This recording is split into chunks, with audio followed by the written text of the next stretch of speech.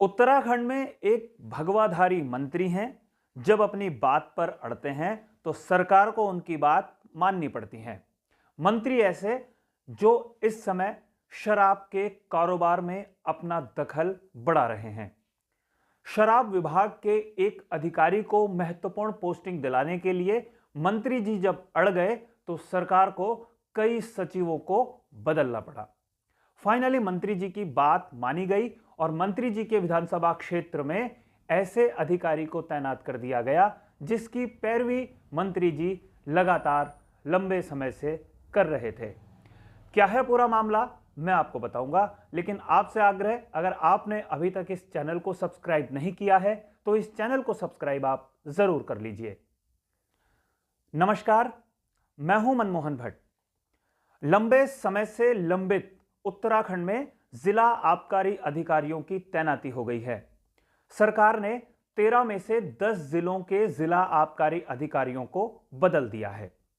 जिला आबकारी अधिकारी मतलब जिलों के भीतर जो शराब का कारोबार होता है, वैध कारोबार, उसकी जिम्मेदारी जिला आबकारी अधिकारी के कंधे पर होती है और उसकी निगरानी में तमाम ये कारोबार होता है। राजस्व को बढ़ाने में इन जिला आबकारी अधिकारियों की बहुत महत्वपूर्ण भूमिका होती है। उत्तराखंड सरकार को शराब के कारोबार से करीब 3,100 करोड़ रुपए का राजस्व प्राप्त होता है। यानी 3,000 करोड़ रुपए से सालाना आमदनी सिर्फ शराब की बिक्री से होती है। इसमें भी कुछ बड़े जिले शामिल हैं जहां से सबसे ज्यादा आमदनी होती है। देहरादून, हरिद्वार, उधम सिंह नगर और नैनीताल, ये 4 ऐसे बड़े जिले हैं जहां सबसे ज्यादा कारोबार होता है। शराब के खेल में कई सफेदपोश नेताओं की भी एंट्री होती रहती है। कई सफेदपोश कारोबारी भी शराब के कारोबार से सीधे या अप्रत्यक्ष तौर पर जुड़े हुए हैं। शराब के कारोबार पर यूं तो सबकी नजर होती है क्योंकि बड़ा महकमा है, बड़ा राजस्व देने वाला है, बड़ा लाभ देने वाला यह विभाग है। इसलिए इस विभाग के कई अधिकारी भी अपनी तैनाती मलाईदार जिलों में कराने के लिए लगातार अपनी पैरवी कराते रहते हैं। भगवाधारी मंत्री इसलिए विवादों में आए क्योंकि वो एक ऐसे अधिकारी की पैरवी कर रहे थे जो शराब विभाग से सीधा जुड़ा हुआ है।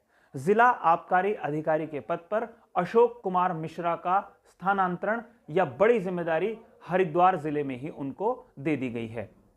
स्वामी यतीश्वरानंद भगवाधारी मंत्री हैं, हरिद्वार ग्रामीण क्षेत्र से विधायक हैं, मुख्यमंत्री पुष्कर सिंह धामी के काफी करीबी माने जाते हैं और स्वामी यतीश्वरानंद के ही काफी करीबी अशोक कुमार मिश्रा साहब भी हैं।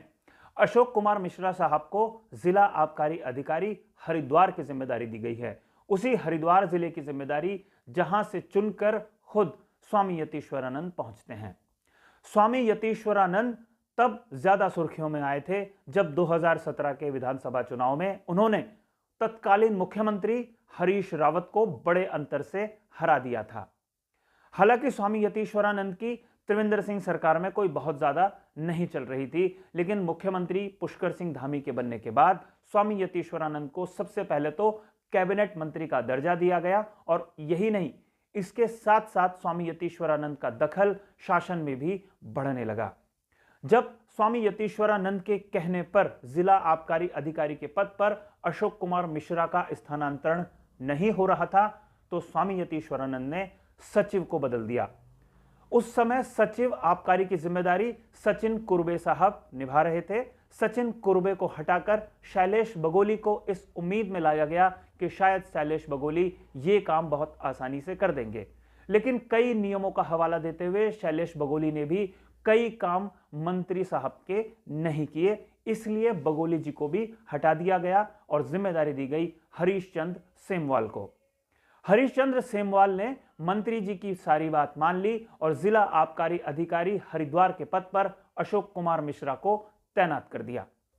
भगवाधारी मंत्री स्वामी यतीश्वरानंद से 2 सवाल तो सीधे सीधे पूछे ही जा सकते हैं।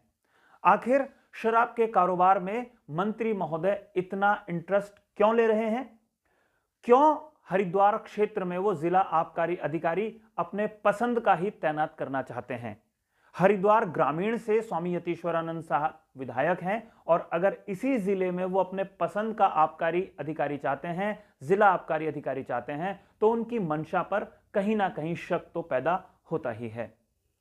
पिछले कई दिनों से स्वामी यतीश्वरानंद शासन में आबकारी विभाग लगातार सुर्खियों में है और सुर्खियां बटोरते बटोरते अब 13 में से 10 जिलों के आबकारी अधिकारियों का तबादला हो गया है। देखना यह होगा कि 3100 करोड़ रुपए का जो राजस्व का टारगेट इस वित्तीय वर्ष का है वो किस हद तक पूरा हो पाता है और शराब के काले कारोबार से अगले वित्तीय वर्ष में सरकार कितनी कमाई का लक्ष्य निर्धारित करती है। लक्ष्य को पूरा करने की जिम्मेदारी जिला आबकारी अधिकारियों के कंधों पर होती है। तो यह देखने वाली बात होगी कि आने वाले दिनों में आबकारी विभाग और क्या क्या सुर्खियां बटोरता है और स्वामी यतीश्वरानंद और उनके चहेते अफसर मिलकर हरिद्वार क्षेत्र में क्या नया कारनामा करते हैं। साथियों, आज की इस रिपोर्ट में फिलहाल इतना ही। अगर आपको ये रिपोर्ट पसंद आई हो तो इसे लाइक कीजिए, इसे शेयर कीजिए और अगर आपने अभी तक इस चैनल को सब्सक्राइब नहीं किया है तो इस चैनल को भी आप सब्सक्राइब जरूर कर लीजिए। अगली रिपोर्ट में आपसे एक बार फिर मुलाकात होगी, तब तक के लिए नमस्कार।